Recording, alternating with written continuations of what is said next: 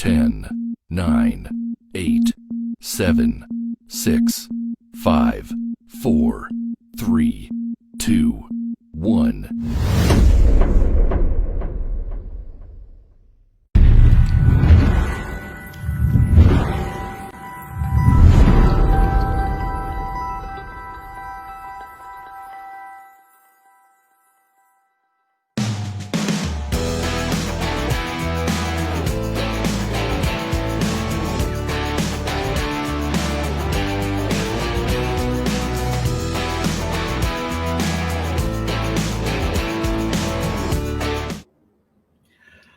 Hi and welcome to Dax Chats. In this episode, I'm speaking to one of the premier country artists in Australia these days. He has 7 golden guitars under his belt. He has 4 CMC awards under his belt. He is one of the most entertaining live performers in Australia on the circuit stage these days. He is just brilliant, and as I just told him, my wife absolutely loves him. Today, Dax Chats to Travis Collins, and here he is right now. G'day, hey, Travis. mate, how are you, buddy? I'm doing good, man. Yeah, so let's go. I'll just do a quick before we go. I'll do a quick shout out to Max. Thanks for the support, and I'm glad we turned a non-country fan into a country fan with that Tamworth concert. So. Thanks for the support. Keep listening. Thank you very much. I mean, yeah, we've actually been playing your new album pretty much on high rotation in our household. All right. She actually likes that. So let's go all the way back. 2004 Star Maker winner, and then from that period of time, it was a bit of a slow journey, and then 2015 you basically hit your stride, and off it went from there.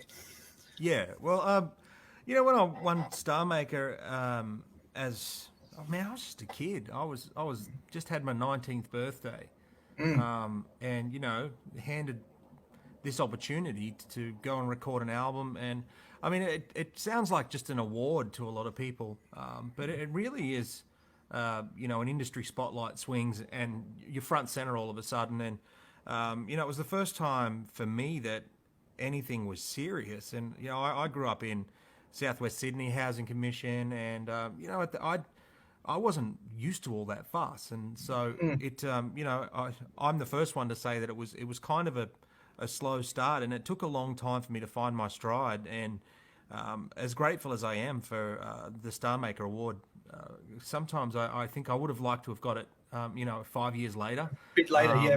Yeah, it was, and then that's kind of the case. I can't speak for all the artists, but you look at the case of our premier artist out here, Lee Kernaghan. He's probably the biggest artist we've got in country music, and it was well over a decade after he won Star Maker that he put out his first record and had his first hit. And he almost quit. Yeah, and it was the same for me. I went through some pretty lean years and some pretty tough years. Australia is not an easy country to make a living out of that genre of music, because the distances are so vast to get to the people and play the music to them. It's not easy to turn a living out of it. It's certainly not.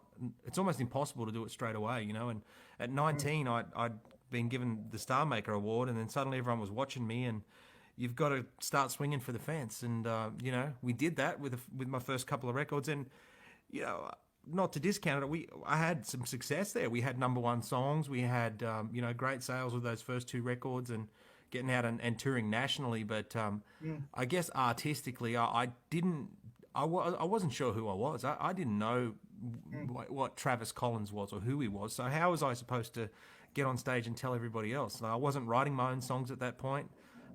So yeah, grateful, and I'm with you. It felt like a long time between that and something happening, but I guess those were all the years where I was finding myself.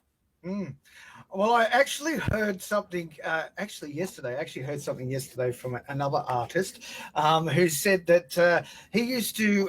He's all. I think he's from down in the south of New South Wales in Jarvis Bay, and he was saying to me that he used to perform pretty much with you when you were on the Talent Quest circuits way back before Yeah, Star right. Maker, and he said to me that if Travis was in a competition, you could bet your bottom dollar that you wouldn't win. Travis would just win everything in these. I mean, and that's.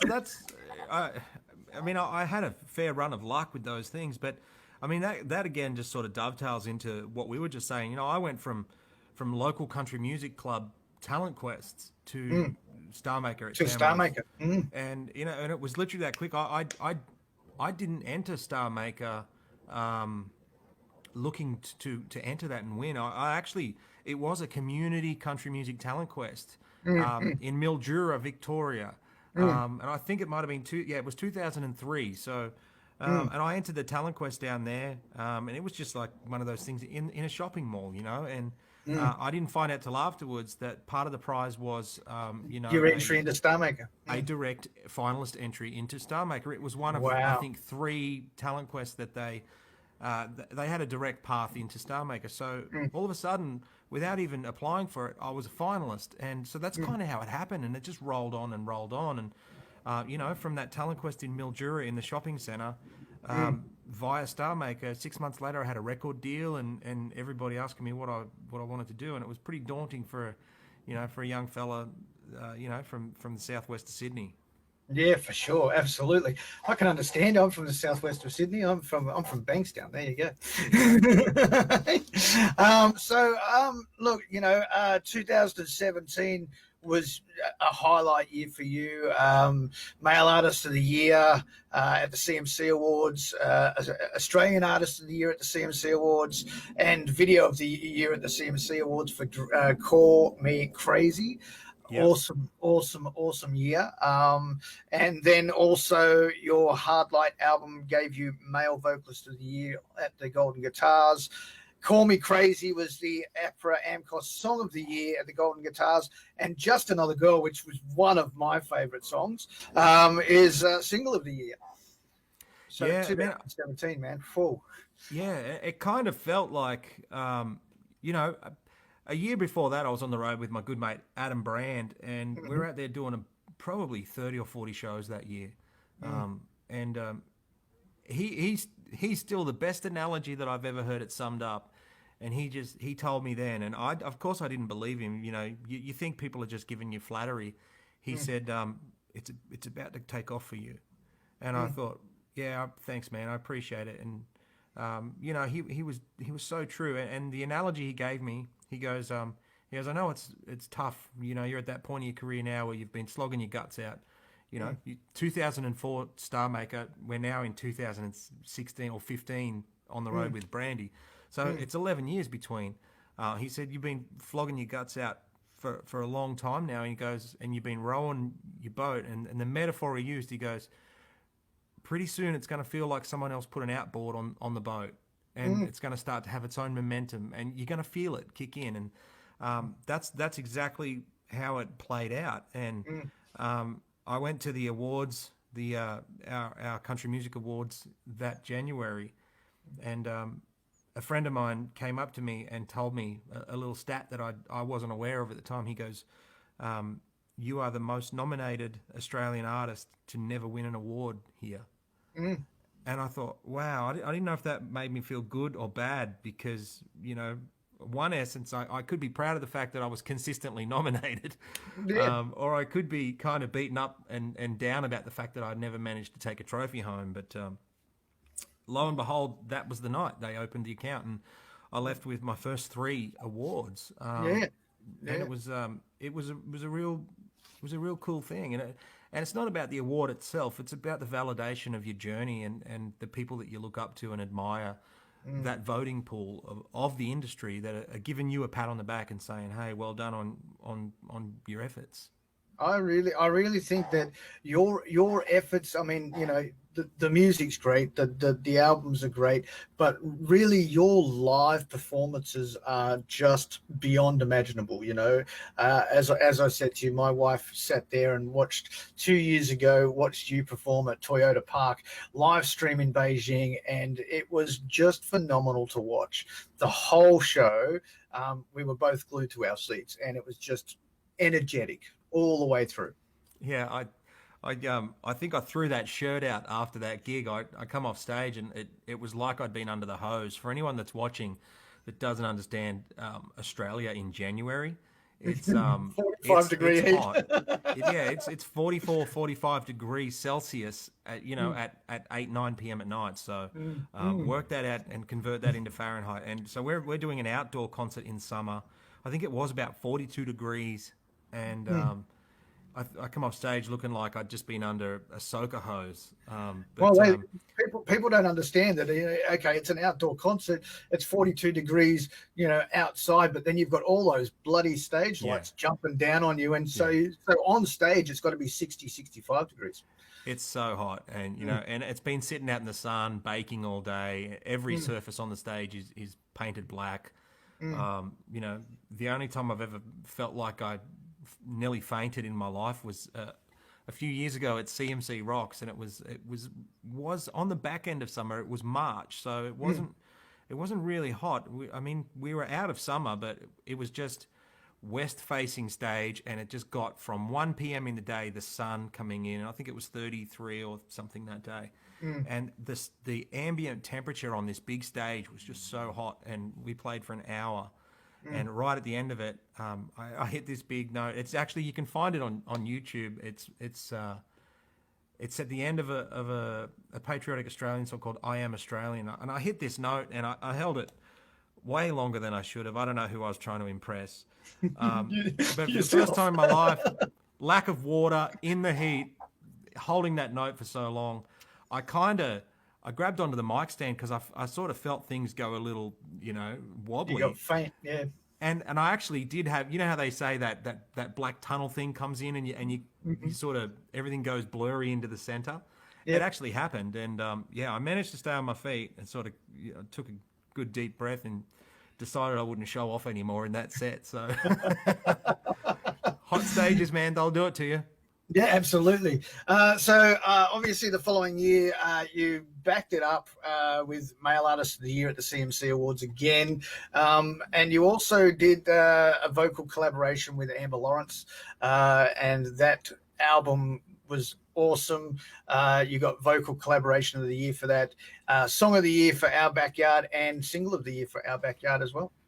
Yeah, and you know, that was really cool because everything I've just said about myself and my journey and my career, and just being like little soldier ants out there getting on with it. Amber is the female equivalent of that. She was absolutely she was out there doing all the same things for little to no praise, you know, from anyone else. But not that we do it for that, but you know, she'd had a Female Artist of the Year, I think, award before that, and then when we did Our Backyard, we did the EP and toured it, and you know, it was that following January that again, and as a collaboration, we got 3 awards each to take home, and I feel like we're talking about awards a lot, but it was cool to sort of have that full round circle thing, because what a lot of the general fans don't know is Amber and I met at Country Music Academy in 2003, right before I was given Star Maker.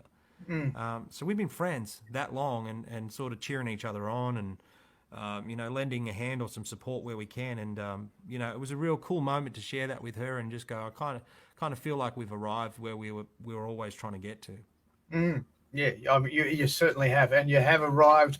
Your last album, what was it, Brave and the Broken? Yeah. Wow, what a phenomenal album. Thanks, that is. Man. That was brilliant. Again, 2019, you got Male Artist of the Year. We'll stop talking about awards right now, but awards and accolades are not the be all and end all of everything. It's great to have them, but it's all about the music, right?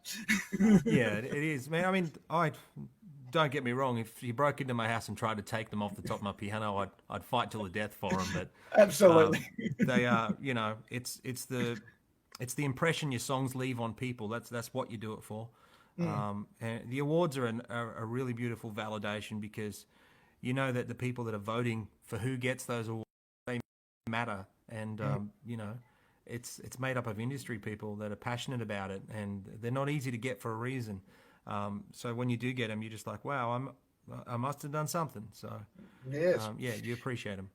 You do. So now this new album that has just come out, got released a couple of weeks ago. You weren't actually considering doing an album at the time. It was just a group of songs that you were just starting to record. And Yeah. what was the process? What happened?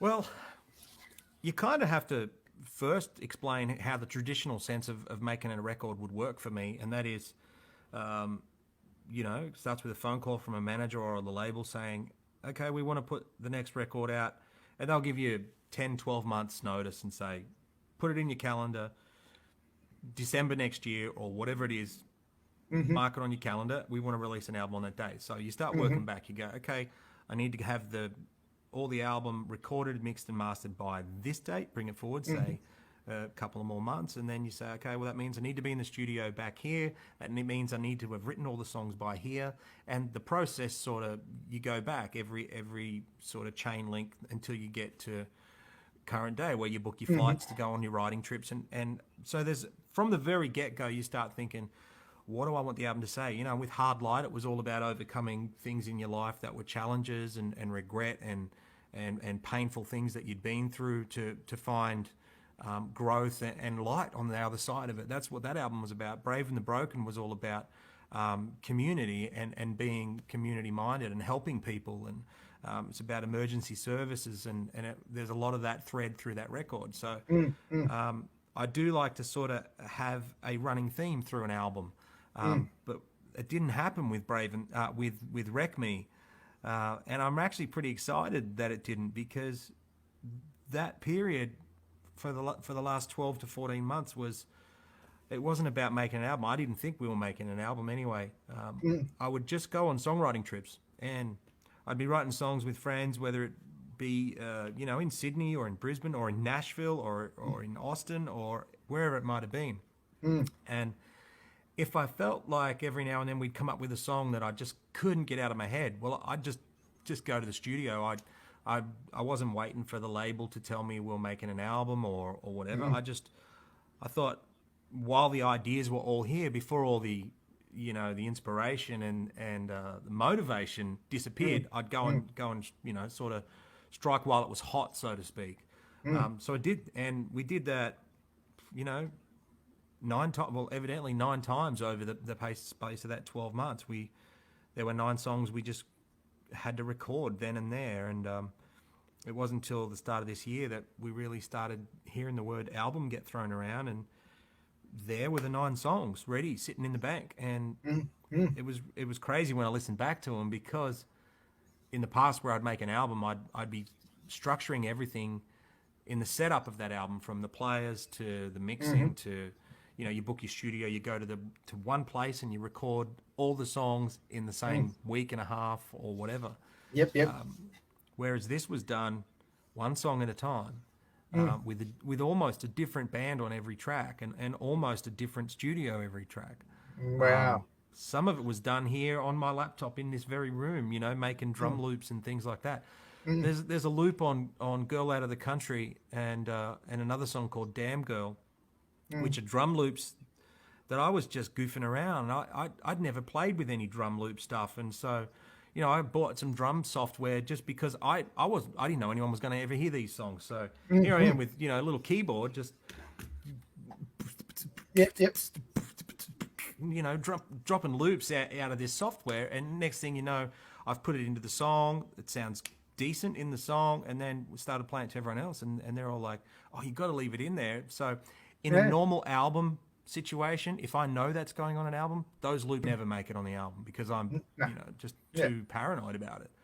But when you don't think you're making an album, they get under the radar, and I'm kind of glad, because it just taught me to loosen up a little bit. And this album was, it's loose and colourful, and I really like that. And there's not as much structure as there is on, you know, say Hard Light or Brave and the Broken. Yeah, but that is very true. I mean, you've got songs like "Weekend." What a top song Yeah, that was. The brand new track, which is the title track, "Wreck Me," that is absolutely brilliant. And then you did then you did a cover song that you don't yeah, normally do. You don't do cover songs. You do them on your live shows. I know you've done a yeah. few on your live shows, but you don't usually record them. But this was a song that was very important to you. It has a big meaning to you, and you've always said if you had the opportunity to record it, you would. Yeah, sorry, I just want to start by saying I'm wondering if you can hear my dog snoring. She's laying, Okay, I just did. she's she's laying about 6 feet away from me. She's getting a good snore on. Layla, Layla, you can't snore in here, mate. Desperado by the Eagles has Yeah. always been my favorite song. Lyrically, emotively, I think as soon as I was old enough to pay attention to songs, not just the sound of them, but the integrity of the song. What is the song saying, and what it, where is it coming from, and what does it make me feel? And ever since I've actually been open to hearing songs like that and feeling songs, that has been a clear favorite of mine forever. And I always thought one day I'd record it. And again, it's on there thanks to the fact that I didn't know we were making an album, Yeah. and it's on there thanks to the fact that I didn't have that paranoia creeping in about what will people say. Do they think it's cocky if I take on an Eagles song? And so you have all those thoughts, but when you don't know what's going on in an album and you're just recording it because you want to, and you love it, and you feel like you can add something to it and put your own spin on it. So when you're recording for the pure service of the song, there's nothing pure. There's nothing more pure than that, and the intentions are all that matters, and that's all it is me picking up the torch of that song. Say Desperado's a torch. I'm just picking it up off the Eagles who have done such an amazing job creating it, and you're I'm just carrying trying to the run it flame. forward. Yep. I'm Yep. just trying to run it forward to the next generation of people that may not have ever heard that song. And I know that's a big statement, because who hasn't heard the Eagles? Well, there's a lot of young fans of mine that probably wouldn't know who the Eagles were, and that's it's terrible to say That's that. terrible. It is terrible to say that. Yeah, It is, absolutely. but I say that with absolute respect for them. That all I'm trying to do is say, here's my favorite song in the world. If you guys haven't heard it, you need to. And here's my version of it. And I think, man, after recording it and feeling, getting to put that down into a track, it made me inspired. I wish every artist recorded their favorite cover. If every artist got to record their favorite song, man, how much cool history of music would we see propelling into the future of music? It'd be amazing. Absolutely. If Keith Urban recorded his favorite Glenn Campbell song, if Luke Bryan recorded his favorite Waylon Jennings song, wouldn't this be cool? And just keep moving it forward, and keep moving that, and keep Yeah. moving that those songs forward, and then suddenly 20 years down the track, someone's recording that song because they heard it from you. So Yeah, that's right. absolutely. Yeah. And then they go and find the original one, and they buy all their records too. Absolutely, for sure, for sure. So you've obviously with this album, which wasn't an album, you did something very different that you would not normally do. The record company had a release date, and you Yeah. asked Universal ABC to move it forward a week. It was quite shocking throughout the industry. People didn't understand what was happening. We just knew it was coming forward a week. Yeah. What was the reasoning behind that? It was like this awkward silence because we put so much work into these songs, and we put so much effort into making them what they were, and then they found their way to an album. So the whole story is just so interesting. And then 3 weeks out from release, we find out that Luke Bryan's dropping an album on the same day.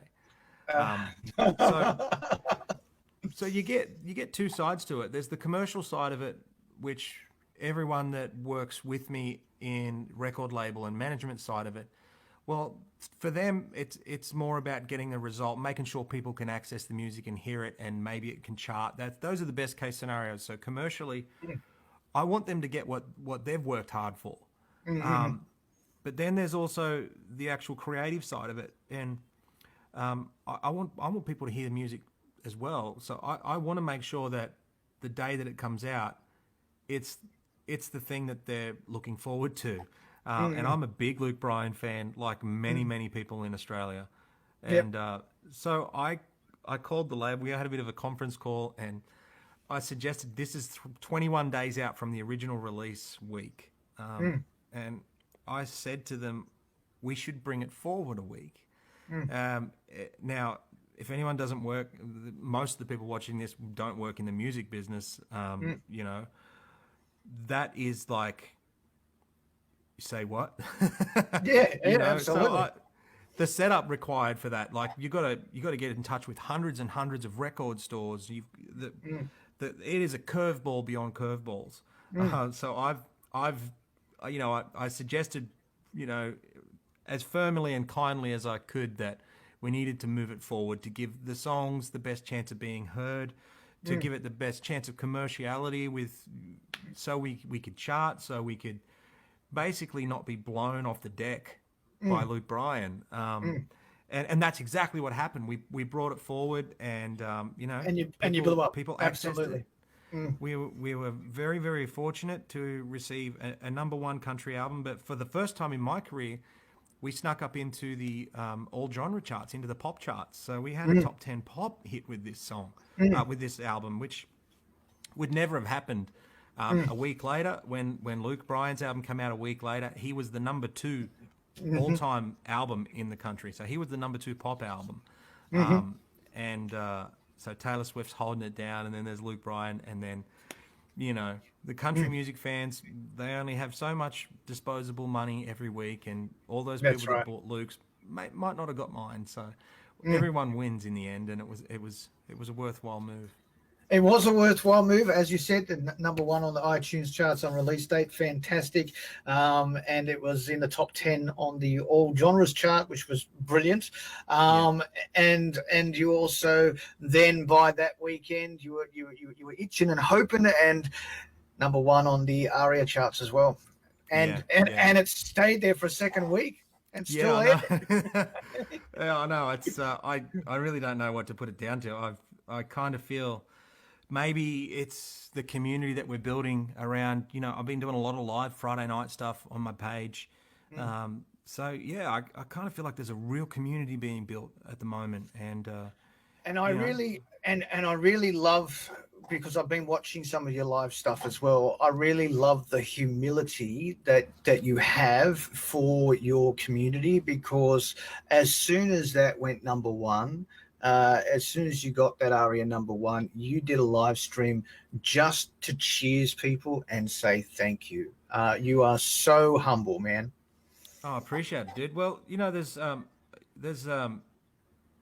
when I was about 25, Adam Harvey told me something that has stayed with me for a long time, about sort of running your own business, so to speak, in music, and we don't necessarily have to report to a foreman or a boss every day, because there's not one particular person. But I was standing in the wings of a show one time, and Adam Harvey we were looking out at his crowd, and he just said, they're the best boss in the world. And I really thought about that, and I thought he views his overall fan base as one boss. And the more I thought about it, the more it appealed to me, because how cocky for us to think that we're driving this career. We're not the ones that make it. Once that music's recorded and once it ships out from the shop, shit, if no one buys it, or if no one at radio plays it, or if Dax doesn't want to talk to me about my music, then who am I? So it's the community around it that really makes it successful. And man, I hope I never come across like I'm just trying to play the humble card, but it's all noise. And once it's out there, the music doesn't belong to me; it belongs to people. And you just hope that they look after it. And if they look after it, then you know the rest gets taken care of by itself. You know, the universe looks after everything else. If you pour your heart and soul into the songs and you look after your fans, then they'll always make sure you've got food on your table, and they'll always make sure your lights are on. And you know, that's been happening for me in probably the toughest year we've ever had. Like I haven't been able to be on tour for 6 months now, and I don't know how, but I've managed to keep paying my bills here, and it's because of my team of champions, man. They're loyal, they're fierce, and they just champion me. They And are. I appreciate I it. think I think the last thing I saw you doing was a Brisbane River Yeah, cruise before yeah. everything shut down. The old booze Um, cruise. yeah, the old booze cruise. I wasn't there. I just saw people, doing Facebook, Yeah, their Facebook they're lives. wild, man. They're Yeah, wild. I'd love to go to one. I'd love to be on one. Exactly. I think the last one was you and Brooke Chevelle and Natalie Pearson, and I Yeah, think that would have been just absolutely awesome. The three of you all together would have been just brilliant. yeah, and that's something that I started years and years ago. Not in Brisbane. I started it in Sydney, like back in 2005 or something. I just thought, how can we give country music fans something different? Um, and we started doing these harbour cruises. And for years, I would get noise from Brisbane fans saying, "Come and do one on the Brisbane River." And to be honest, I was probably a little lazy with it because I'm like, oh, I don't see it working. You know, I never found the right vessel. It's not really the same as the harbour. So, a little bit snobby about it and all that. And then I finally ended up finding this bloke that runs a few boats up there, and he had this little 2-story boat, and at 115 people, it is chock a block.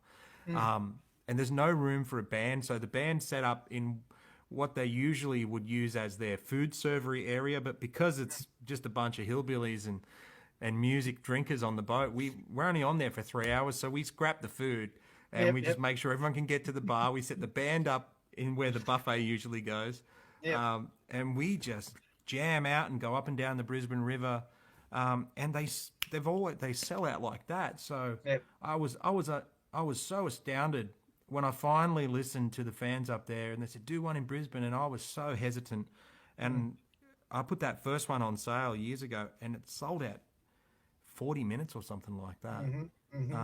Like, and then we ended up, I think the very first one we announced, we ended up doing 3 sessions. We announced a Friday night, and then we ended up doing a Saturday and a Saturday night, and that was our first touch at Brisbane. So Yep. yeah, There you now go. now everyone's doing them. So it's just trying to leave something there that wasn't there before. Yeah, well, we've got to figure out what's the next thing to do. Thinking about what is the next thing to do. Obviously, this pandemic has hurt a lot of people, and it was probably one of the most difficult decisions for you and the record company to make to release this album during this year. But you went ahead and did it, and kudos to you for putting the music out there. Where do we look towards now? Um, Firstly, yeah, I just want to go back to you say a really really interesting time to put a record out, and it was, and it's so much kudos to my label and my management who get the reason I play music. I sometimes feel so sorry for them because I want to just make music and put songs out. It's really organic for me. I don't play a hand in any of the commercial level of it, where to advertise, what radio to give it to first. None of that. That's all noise to me. What I care about is the song right, and are people going to feel it, and what is music's service and role in society. And when everything happened at the start of this year, and we lost all of our touring and all that, and it made no sense to put a record out on a commercial level, none. And surely my label knew that, it was really strange that we had that original conference call and said, well, what do we want to do? And I said I'd still like to release it because I think music, musicians, entertainers, anyone in the creatives, so you know, actors, painters, artists, we all throughout history, this is when the arts stand up, and we might be unrecognized as far as you know, any support that a lot of other sectors and a lot of other you know, industries have gotten. By and largely, and I won't get too far into it, but by and largely, the entertainment industry and events industry has still been fairly ignored as far as you know, our help to get back to normal. For sure. But you know, we get on with it. We are about the people, and it was really nice to put an album out and give people something to listen to and something to cling on to. It was really nice to give myself something to do. You know, otherwise I'd be sitting at home just going crazy bored. But you know, it was strange that in the worst time possible to release an album, we had our biggest commercial success that we've ever had. So who knows, man? I just think as long as you're keeping it real and being honest with people, then maybe they resonate towards it. Are you looking forward? Are you looking ahead towards Tamworth 2021? Do you think that that's an option? Is it something that because there's a lot of people that say, you know, two sides of the coin. We don't really know what's going to happen. Well, man, I'll tell you what, my outlook on everything from Tamworth, even before Tamworth, we got tour dates in October and November. That my mantra is now, I'm going to give them every chance I can give them. Until I'm tapped on the shoulder and told we can't do them, they're going ahead.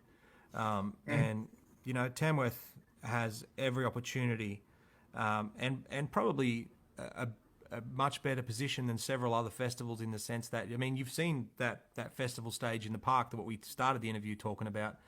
You know, if anyone can put on some concerts and know how to socially distance people, should it require that come January, Tamworth Festival and those organisers will be all over it. You know, the same goes for other larger festivals that are on early in the year. So I'm very much looking forward to getting back to some normalcy.